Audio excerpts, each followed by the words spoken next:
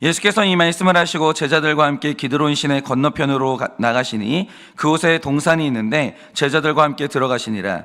그곳은 가끔 예수께서 제자들과 모이시는 곳이므로 예수를 파는 유다도 그곳을 알더라.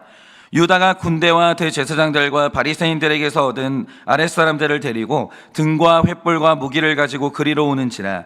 예수께서 그 당할 일을 다 아시고 나아가 이르시되 너희가 누구를 찾느냐? 대답하되 나사렛 예수라 하거늘 이르시되 내가 그니라 하시니라. 그를 파는 유다도 그들과 함께 섰더라. 예수께서 그들에게 내가 그니라 하실 때 그들이 물러가서 땅에 엎드러지는지라. 이에 다시 누구를 찾느냐고 물으신데 그들이 말하되 나사렛 예수라 하거늘 예수께서 대답하시되 너희에게 내가 그니라 하였으니 나를 찾거든 이 사람들이 가는 것을 용납하라 하시니 이는 아버지께서 내게 주신 자 중에서 하나도 잃지 아니하였사옵나이다 하신 말씀을 응하게 하려 함이로라. 이에 시몬 베드로가 칼을 가졌는데 그것을 빼어 대제사장의 종을 쳐서 오른편 귀를 베어버리니 그 종의 이름은 말고라. 다 같이 읽겠습니다. 예수께서 베드로더러 이르시되 칼을 칼집에 꽂으라. 아버지께서 주신 잔을 내가 마시지 아니하겠느냐 하시니라. 아멘. 기도하겠습니다.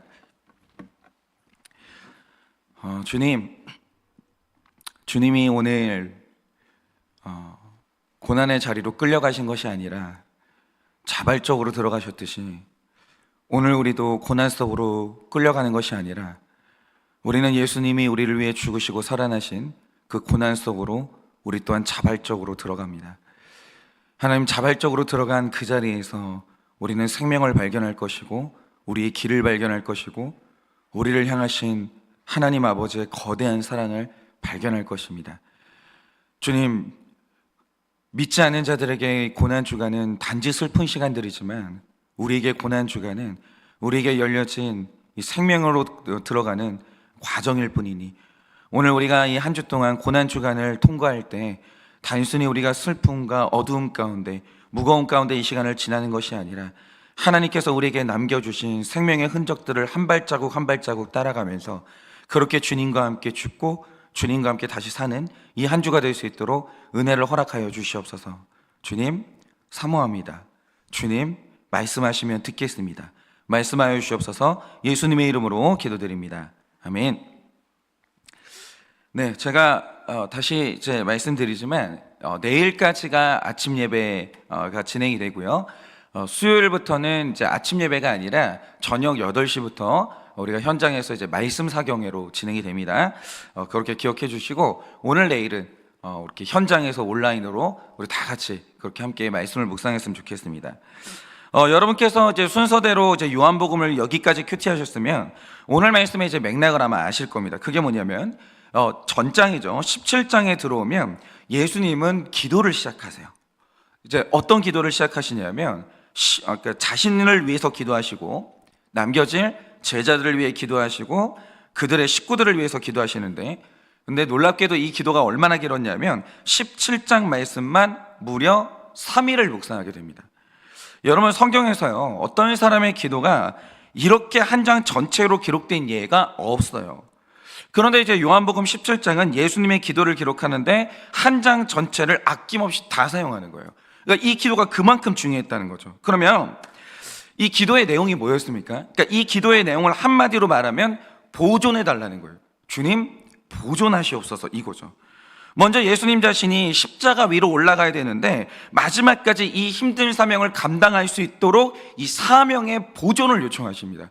뛰쳐나가지 않도록, 십자가를 내팽겨치지 않도록, 하나님을 원망하거나 나를 버린 제자들을 원망하지 않도록 보존을 간절하게 요청하는 거예요.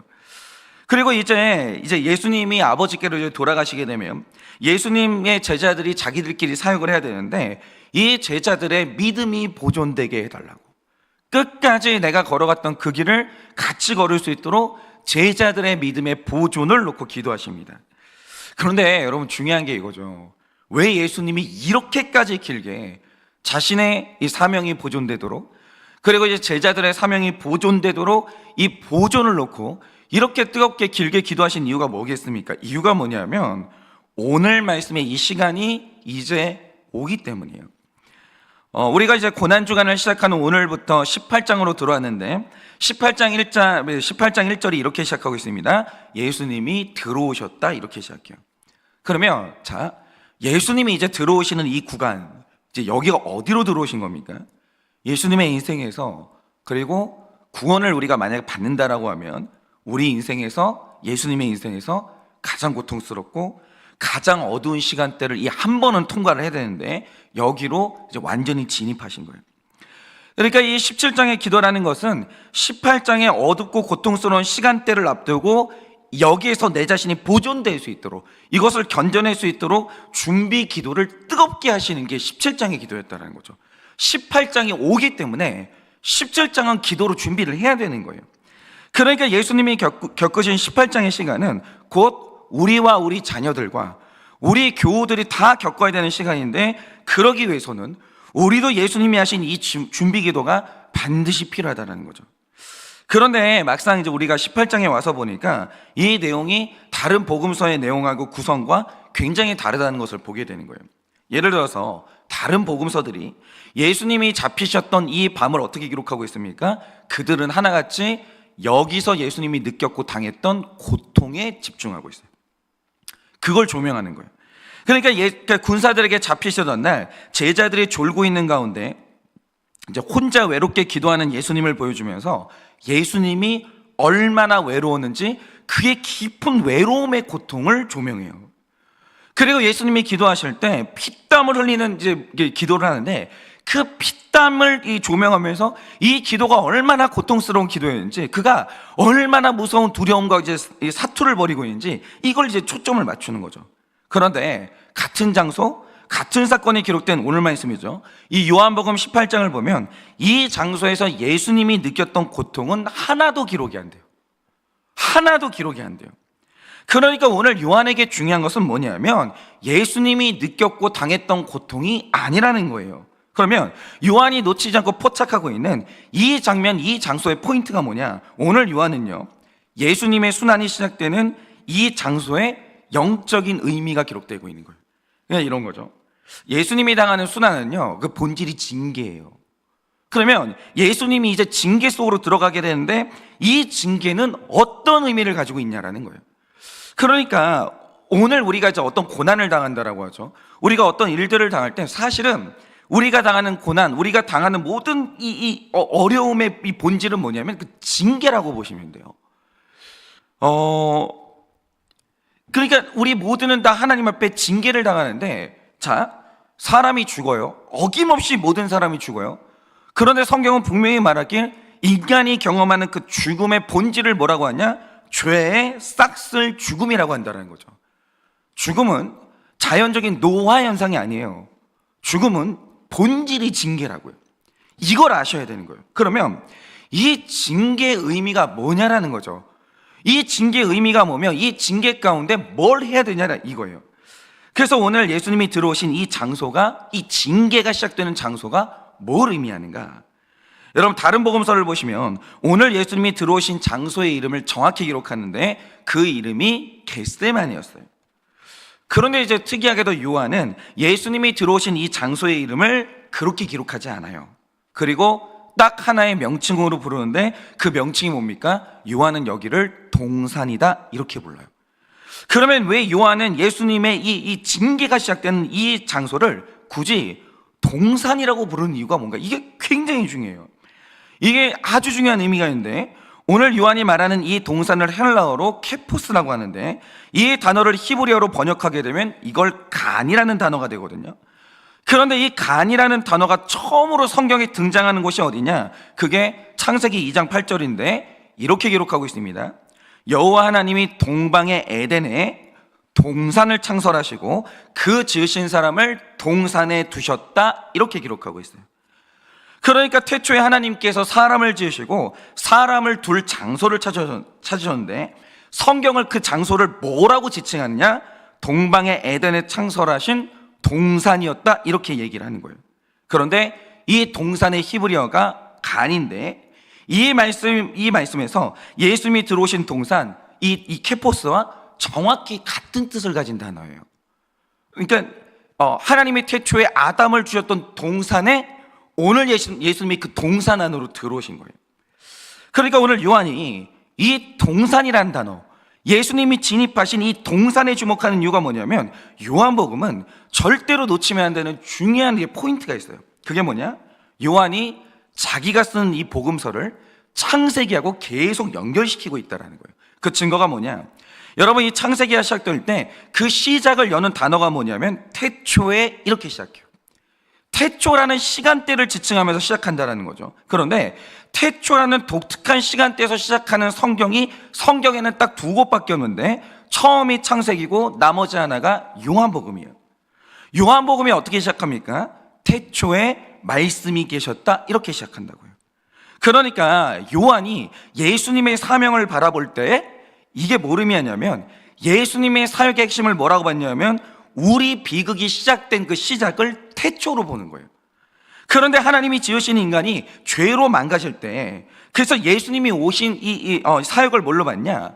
태초에 인간이 어긋났던 죄를 바로잡는 것이 예수님의 사역이라는 거예요. 그러니까 예수님은 모든 것이 무너졌던 시간대가 태초거든요.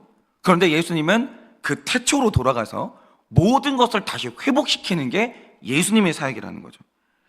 그런데 태초에 이 비극이 시작된 그 장소가 뭐냐? 그건 하나님께서 인간을 두셨던 동산이었다는 거죠. 태초에 동산에서 인간이 죄를 졌어요. 그래서 오늘 예수님이 어디로 들어가시냐? 태초에 모든 게 무너졌던 동산 안으로 다시 들어가시는 거예요. 그래서 오늘 말씀부터는 인간이 망쳐버린 모든 것을 예수님이 다시 들어가서 하나하나 회복시키기 시작하는 거예요. 그런데 그 시작을 어디에서 하는가? 그것을 동산에서 이제 시작을 하는 거예요. 그리고 오늘 말씀을 보시면 이 동산에 모든 것을 망쳐놨던 주인공들이 다 모여요. 다시 모여요. 여러분 생각해 보세요. 에덴 동산에서 죄가 발생하던 그날 거기에 누가 있었냐? 먼저 그곳에는 주인 되신 하나님이 계셨고 인간의 대표인 아담이 있었어요. 그리고 그 동산에 또 하나의 저주스러운 존재였죠. 우리의 영원한 원수 사탄이 있었어요. 이 세 존재가 있었고 거기에서 무너진 거예요. 그런데 요한복음 18장에서 예수님이 이 동산으로 불러 모은 존재들이 있어요. 먼저 여기에 하나님이 계시죠. 왜냐하면 이날 예수님이 하나님과 소통했기 때문이에요. 하나님이 여기에 계셨고 다시 인간의 두 번째 대표인 예수님이 여기 오십니다. 그리고 성경은 이 동산을 일컬어서 예수를 파는 유다가 아는 곳이었다, 이렇게 표현하거든요. 그런데 이 동산에 유다가 왔다는 게 굉장히 중요해요. 왜냐? 요한복음 13장 2절을 보면 아주 중요한 기록이 나오는데, 예수님이 동산에 오시기 전에 마귀가 벌써 유다의 마음에 들어간 상태였다, 이렇게 기록하고 있어요. 그러니까 오늘 이 동산에 하나님이 계시고 인간의 두 번째 대표인 예수님이 나타나셨고, 근데 여기에 유다가 왔어요. 그런데 실상은 이 유다 안에 있는 존재가 누구냐? 사탄이 여기에 다시 들어왔다는 거죠. 그러니까 이 18장의 동산에 모인 사람들이 누구냐면 태초에 세상을 망가뜨렸던 주인공들이 다 모인 거예요. 여기에 다 모인 거예요. 그래서 이 시간 이 자리는요, 보통 자리가 아니라 완전히 무너졌던 창조 세계가 다시 회복되고 구속사가 다시 완성되는 첫 시작인 거죠. 만약에 하나님께서 마지막 기회를 한 번 더 주시는 거예요. 지금 우리 인생은요, 기회가 있는 거예요. 한 번 무너지면 끝나는 게 아니에요. 하나님은 사람에게 한 번 무너졌어도 일으킬 수 있는 기회를 주신다는 거죠. 그런데 오늘 이 기회가 한 번 더 온 거예요. 두 번째 동산의 시간이 왔는데, 이 두 번째 동산에서 아담이 실패했던 순종에 예수님까지 실패하면 우리 구원은 이제 완전히 물 건너가는 거예요. 완전히. 인간의 대표 자격을 가진 사람은 아담하고 예수님 외에는 없거든요. 예수님마저 순종이 안 되면 우리 구원은 완전히 좌절되는 거죠. 그래서 오늘 유다 안에 있는 사탄이 이 두 번째 동산으로 들어와서 첫 번째 아담을 넘어뜨리는데 성공했죠. 두 번째 아담인 예수님을 넘어뜨리는데 시도를 또 하는 거예요. 그런데 여러분, 이 시험의 양상을 좀 잘 보세요. 자, 첫 번째 동산에서 사탄이 아담에게 했던 이 유혹이 뭐였습니까? 절대로 먹으면 안 되는 게 있었어요. 절대로 마시면 안 되는 잔이 있었는데 흥미롭게도 사탄은 그 잔을 마시라는 거예요. 그런데 흥미롭게도 오늘 사탄이 동일하게 내미는 시험이 뭡니까? 11절 말씀처럼 이번에는 예수님이 무슨 일이 있어도 마셔야만 하는 잔이 있는데 사탄은 반대로 이걸 마시지 말라는 거예요. 그러니까 이 사탄의 본질은 뭐냐면 거역하는 자예요. 그러니까 먹냐 안 먹냐 이게 중요한 게 아니에요. 하나님이 뭔가를 말씀하시면 거기에 정면으로 거역하는 존재, 반사회적인 존재, 반복음적인 존재, 언제나 하나님이 하신 일을 반대하는 존재, 이게 바로 사탄이라는 거죠. 사탄은요, 먹으라고 그러면 먹지 말라고요. 사탄은요, 하나님이 먹지 말라고 하면 먹으라고 하는 거예요. 늘 사탄의 일은 이래요. 그러니까 오늘 우리가 말씀에서 주목해야 되는 게 뭐냐, 지금 사탄은 마시지 말라는 거예요. 예수님한테 마시지 말라는 거예요. 안 마셔도 된다는 거예요. 그런데 예수님은 마셔야 된다라는 잔이 있거든요. 그러면 이 잔이 뭐냐라는 거예요. 이게 중요해요. 여러분, 우리가 회복되려면 사탄은 우리의 회복을 막기 때문에 마시지 말라는 잔이 있고, 예수님은 마셔야 된다라고 하는 잔이 있는데, 이 잔이 뭐냐라는 거죠. 그걸 알려면 다시 또 창세기로 가야 돼요. 자, 태초의 동산에서 아담은 마귀의 유혹에 넘어가고 맙니다. 그리고 절대로 마셔서는 안 됐었던, 먹어서는 안 됐던 선악과를 마셔요. 먹어버립니다. 그런데 여기에서 중요한 게 뭐냐, 죄를 지은 후에 아담이 보였던 반응이라는 거죠. 자, 아담이 선악과를 먹었고 이 죄에 대한 책임을 물으려고 하나님이 찾아오신 거예요. 사실 이날 하나님이 아담이 죄를 지었다는 사실 자체가 중요한 게 아니라 죄를 지었으면 마셔야 되는 잔이 있었다는 거죠. 이걸 해결하기 위해서는 아담이 마셔야 되는 죄가 있었던 거예요. 그 잔을 내밀려고 첫 번째 동산에서 하나님이 찾아오신 거예요. 너 이걸 마셔야 돼. 그런데 아담이 그날 마셔야만 했던 이 잔이 뭐냐, 그게 회개라는 거예요.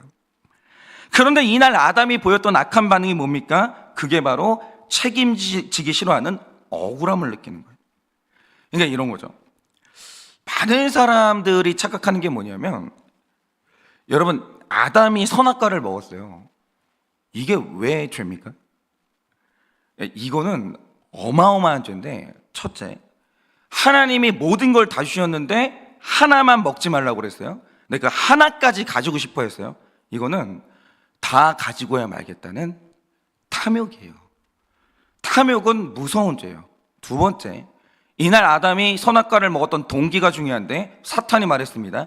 이 선악과를 먹으면 네가 하나님 되는 거야. 아담은요, 과일이 먹고 싶었던 게 아니에요. 아담은 배고팠던 게 아니에요. 아담은 하나님이 되고 싶었던 거예요. 그는 결정적으로 하나님을 배신했고 하나님께 반역을 저질렀어요.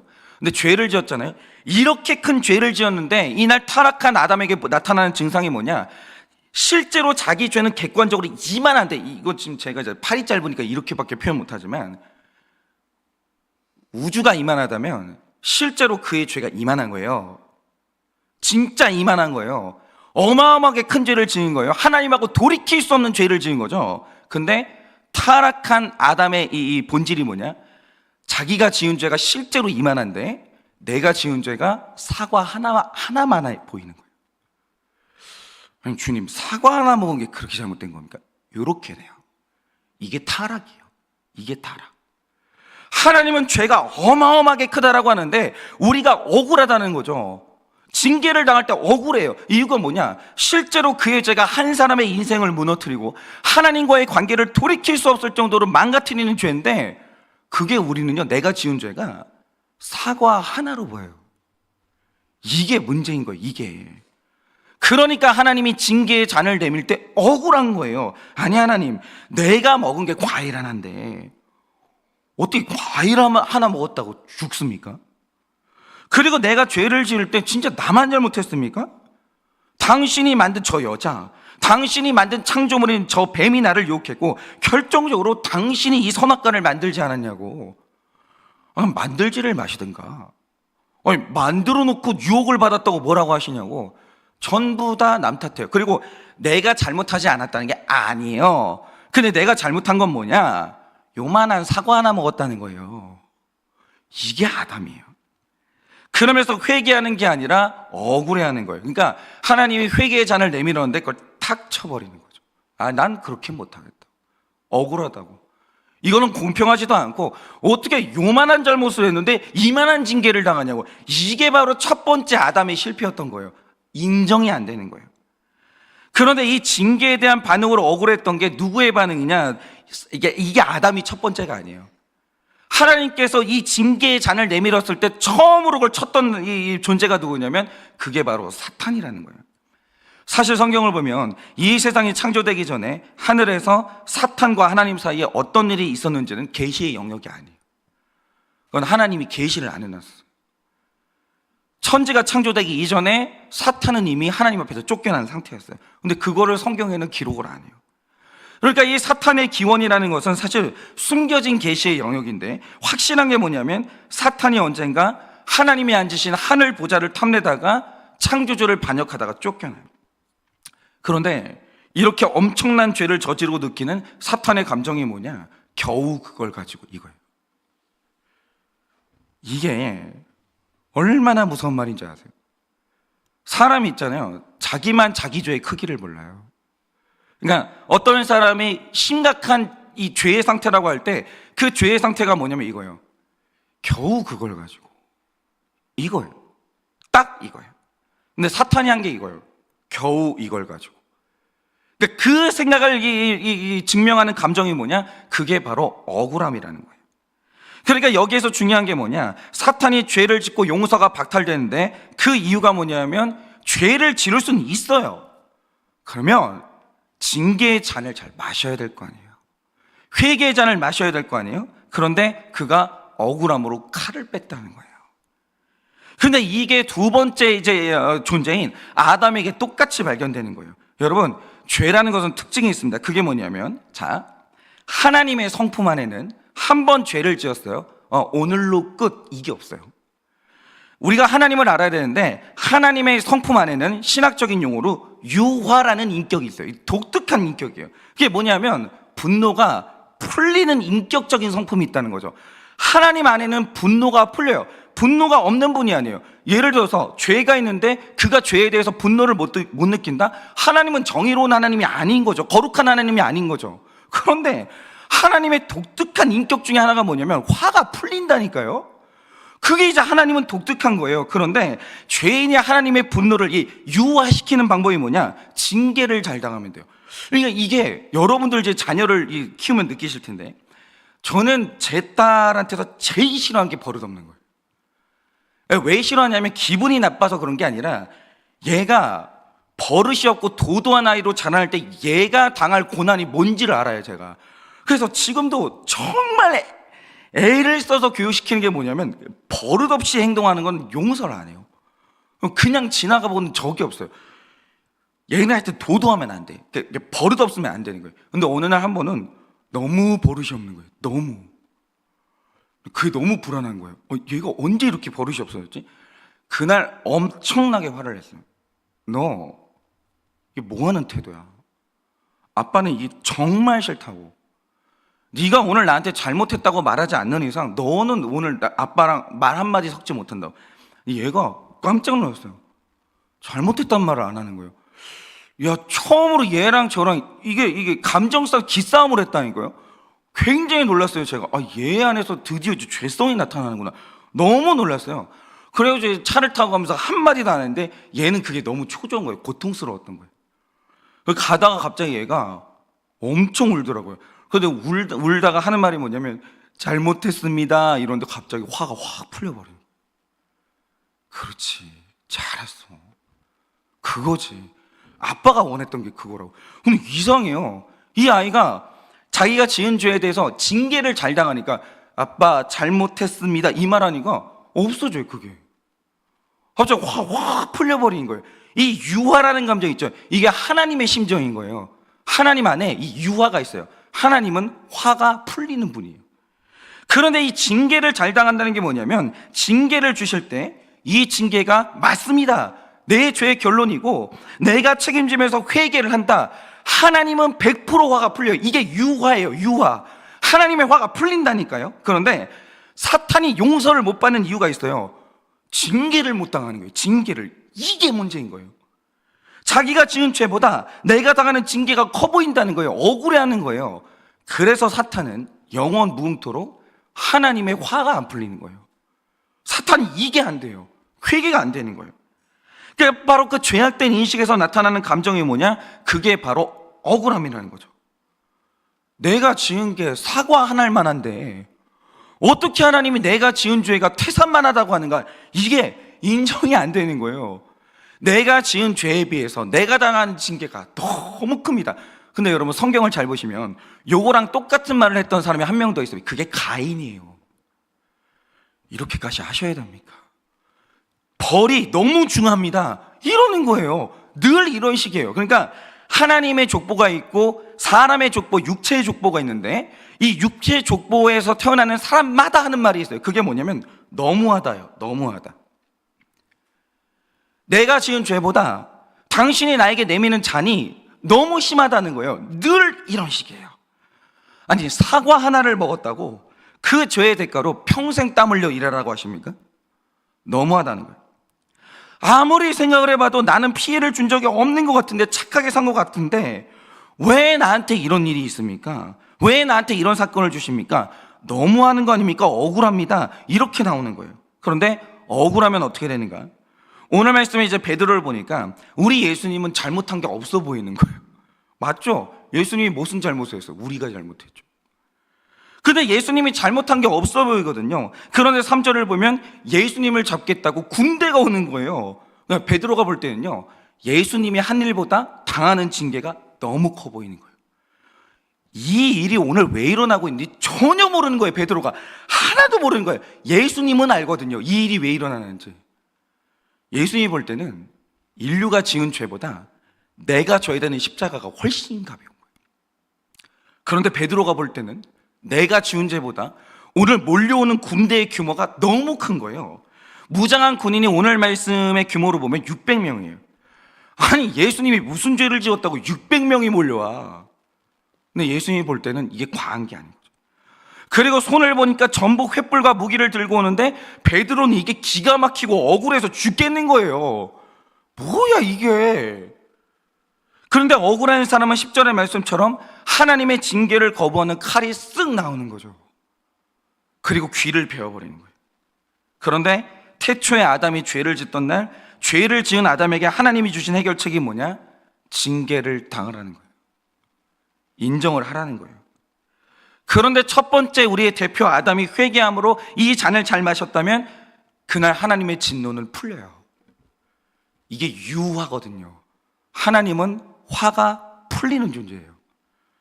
그런데 아담이 결정적으로 지었던 죄가 뭐냐면 사탄과 똑같은 억울함으로 너무한다라고 하는 거예요. 칼을 빼는 거예요. 그래서 그가 에덴 동산 밖으로 쫓겨났고 사망으로 쫓겨난 거예요. 그런데 모든 것이 회복되는 두 번째 동산이 오늘 시작이 된 거예요. 그런데 하나님은 아담이 거절했던 징계의 잔을 예수님께 다시 내미시는 거예요. 네가 마시지 않겠냐? 네가 마시지 않겠냐? 너는 회개를 해줄 수 있겠냐? 네가 이 징계를, 내가 내미는 징계를 나의 사랑으로 네가 해석해낼 수 있겠냐? 오늘 하나님이 이걸 내미시는 거예요. 근데 이 잔이 얼마나 가혹하냐? 군사 600명이 몰려와서 예수님이 잡혀가면 이제 예수님은 죽도록 맞아야 돼요. 근데 죽지도 못해. 원래 십자가 위에서 죽도록 하나님이 예정돼 있었기 때문에 엄청나게 맞는데 맞았는데 죽지도 못해요. 죽지도 못하고 맞아야 돼. 그리고 십자가 위에서 긴 시간 고통당하다가 끔찍하게 죽어야 돼요. 그런데 4절을 보면 하나님이 주시는 이 잔이 얼마나 썼는지 예수님은 이미 알고 있었어요. 그런데 사탄이 한 번 더 도전하는 게 뭐냐? 야, 이건 너무하지 않냐? 이렇게까지 해야 되냐? 하나님 너무 잔인한 거 아니냐? 네가 지은 죄에 비해서 하나님의 징벌은 이건 너무한 거 아니냐? 하나님이 내미는 이 잔이 옳으냐? 어쩌면 하나님은 선한 하나님이 아닐 수도 있어. 어쩌면 하나님은 합리적인 분이 아닐 수도 있어. 하나님이 우리를 갖고 노는 이상한 존재일 수도 있어. 이런 식으로 나와 같이 하나님을 대적하자고 유혹을 하는 거예요. 이때 예수님은 정확히 분별했어요. 그게 뭐냐?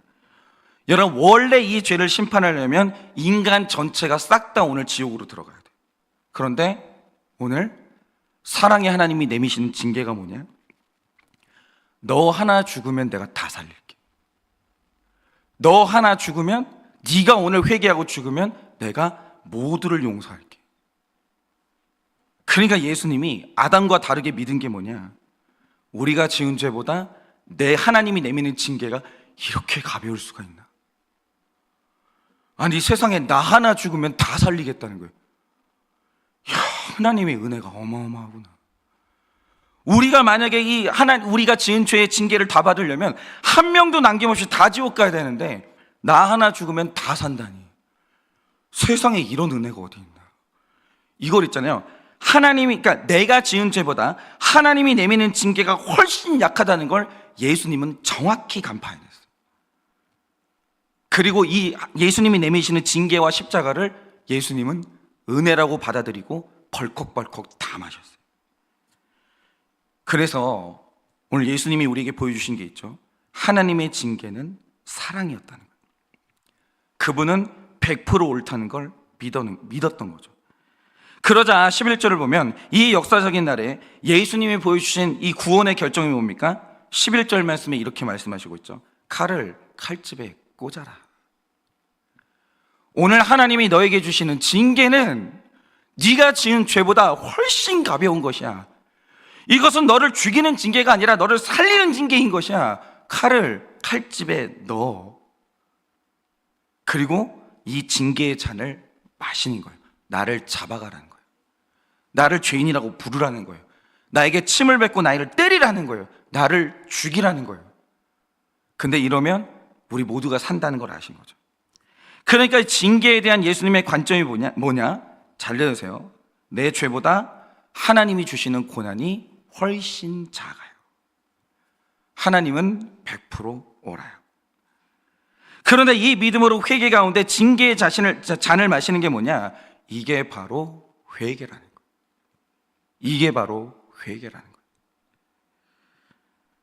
제가 그래서 지금 우리는 이제 한일교회 전체가 다 지금 풍요의 저주 속으로 들어왔어요.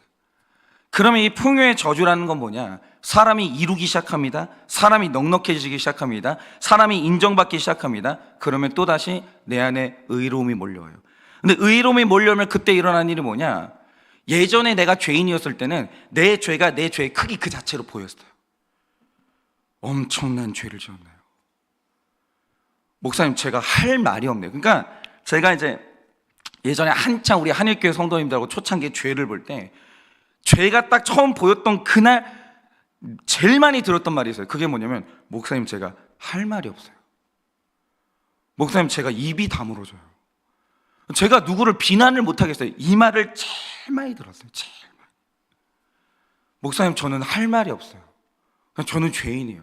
하나님이 어떤 말씀을 하셔도 다 제 말씀이에요. 이 말을 초창기에 제일 많이 들었어요. 근데 시간이 6년밖에 안 지났어요.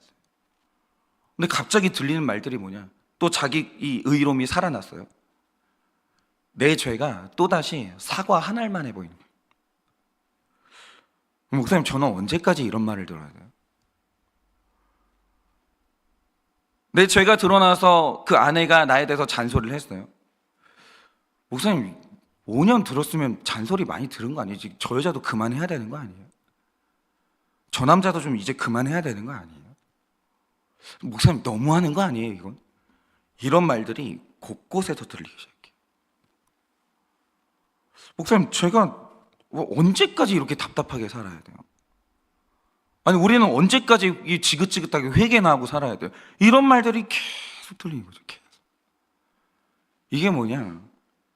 또다시 우리는 이 동산에서 하나님이 내미시는 이 징계의 잔을 거절하고, 이러면 우리는 또다시 이 영적인 흉년으로 들어가야만 하는 거죠. 여러분, 오늘 이 말씀의 본질을 잘 보세요. 오늘 우리가 당하는 모든 이 징계의 본질은 뭐냐면 우리의 이 죄 때문이에요. 그러니까 우리가 당하는 모든 고통은 하나님의 징계인데, 하나님의 징계가 임할 때 우리가 해야 되는 게 있어요. 그게 뭐냐면 이걸 인정해야 되는 거예요. 다시 회복해야 되는 관점이 있어요. 그게 뭐냐면 내가 지은 죄보다 하나님이 내미시는 징계가 훨씬 약해요. 징계보다 내 죄가 훨씬 커요. 이걸 회복해야 되는 거예요. 그런데 이걸 회복하고 이 징계의 잔을 이 감사함으로 잘 마실 때 그때 일어나는 일이 뭡니까? 하나님의 진노가 유화가 되는 거예요. 시간이 안 걸려요. 시간차가 없어요. 다윗의 예를 보면 다윗이 그날 징계의 잔을 마셨죠. 주님, 잘못했습니다. 제가 간음했고 제가 살인했습니다. 그 순간 바로 용서가 따라오는 거예요. 저는 하나님이 그게 신기해요. 하나님이 아무리 진노하다가도 이 사람이 징계의 잔을 잘 마신다, 회개를 잘한다, 그러니까 화가 풀리는 속도가 즉시예요. 즉시. 그 다음부터 기억이 안 나요. 우리는 이 길을 가야 되는 거예요. 하나님하고 우리가 평안하고 하나님과 우리 사이가 친밀해지는 유일한 방법이 뭐냐? 그건 징계의 잔을 잘 마시는 거 말고 방법이 없어요. 주님, 잘못했습니다. 주님, 내미시는 징계보다 내 죄가 더 큽니다. 이 징계가 얼마나 큰 자비인지 모릅니다. 이 징계가 얼마나 큰 하나님의 사랑인지 모릅니다.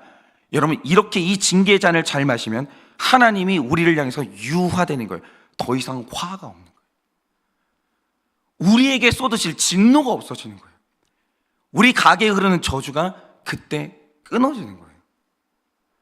여러분, 오늘 우리가 어떤 징계를 당하고 있는지는 모르겠어요. 저도 이제 제가 어저께도 말씀드렸지만 저는 이제 자발적인 징계 안으로 들어갑니다. 훈련이 끝날 때까지는 좀 약간 육체의 한계치의 사역을 감당하면서 좀 들어가 보려고요. 근데 하나도 안 억울한 거예요. 왜 그러냐면 내가 감당하는 수고보다 내가 지은 죄가 너무 큰 거예요. 왜 나는 그렇게 큐티를 부르짖었으면서 풍년이 무섭다는 말을 왜 안 했을까? 이게 내가 이 교회를 또 우리 한일교회를 고통으로 몰고 들어가는데 이 내가 당하는 이 징계보다 내가 지은 죄가 너무 큰데 하나님이 요구하시는 징계는 너무 작은 거죠. 감당해야죠. 하나도 억울하잖아요. 하나도 억울하잖아요. 너무 감사하고 너무 기쁘고 하나님은 100% 오르세요. 하나님은 틀린 게 없어요. 하나님은 100% 오라요. 그리고 제가 이 징계의 잔을 잘 마실 때 하나님이 우리 한일교회, 내가 너무 사랑하는 우리 성도님들의 인생에 하나님이 쏟으실 징계가 없는 거예요. 그러면 됐어요. 그러면 되는 거예요. 어머니, 아버지들 빨리 회개하세요. 고집 부리지 마시고 하나님하고 기싸움하지 마시고 빨리 회개하세요. 저한테는 그래도 되는데 하나님 앞에서는 항변하지 마시고 말대꾸하지 마세요. 빨리 회개하세요. 빨리 회개하는 순간 하나님이 빨리 안아주시고 빨리 회복시켜 주실 거예요. 그래서 오늘도 우리가 서 있는 이 동산 위에서 하나님이 주시는 징계의 잔을 감사함으로 잘 마셔. 정말 우리를 향한 하나님의 모든 진노가 다 유화되고 오늘 우리가 다시 하나님의 사랑 안으로 들어가는 우리의 또 하루가 되어지기를 예수님의 이름으로 축원합니다. 이 시간에 제가 기도하고 축도함으로 예배를 마치겠습니다. 기도하겠습니다. 하나님, 진노 중에라도 긍휼의 마음을 놓지 못하시는 사랑하는 나의 하나님, 하나님 당신이 다 오르십니다. 하나님 100% 오르십니다. 하나님이 다 맞습니다. 하나님, 나는 징계를 받아야 되고 그런데 내가 받아야 되는 징계가 내가 지은 죄보다 훨씬 작습니다. 주님, 어쩌면 그렇게 하나님은 사랑이 많으십니까? 어쩌면 하나님은 그렇게 자비가 풍성하십니까? 어쩌면 하나님은 그렇게도 우리를 사랑하십니까? 이 징계의 순간순간마다 하나님의 사랑이 뼈에 새겨지게 하여 주시고 정말 하나님이 내미시는 이 징계의 잔을 잘 마셔 우리 모두가 다 화가 풀린 하나님을 만나 오늘도 하나님이 우리에게 주시는 축복 안으로 들어갈 수 있도록 은혜를 허락하여 주시옵소서. 오늘 이 말씀을 듣는 사랑하는 우리 성도님들, 그 마음 가운데 억울함이 사라지게 하시고 정말 우리 인생 가운데 하나님의 크신 사랑을 느껴 오늘도 하나님 아버지 앞에서 다 회복되는 인생 될 수 있도록 하나님과 기싸움하지 아니하고 하나님 아버지 앞에 남김없이 회개하여 정말 하나님과 회복을 이루는 우리가 될 수 있도록 은혜를 허락하여 주시옵소서. 지금은 우리 주 예수 그리스도의 은혜와 하나님 아버지의 그 크신 사랑과 성령님의 위로하시고 교통하여 주시는 그 역사하심이 오늘 우리가 서 있는 징계의 동산에서 하나님이 주시는 징계의 잔을 잘 마셔 오늘 우리를 향해 기뻐하시는 하나님과 다시 만나는 우리 모두가 될 것을 소원하는 사랑하는 모든 주의 종들의 머리 위에 지금으로부터 영원 무궁토록 함께 있을지어다. 아멘.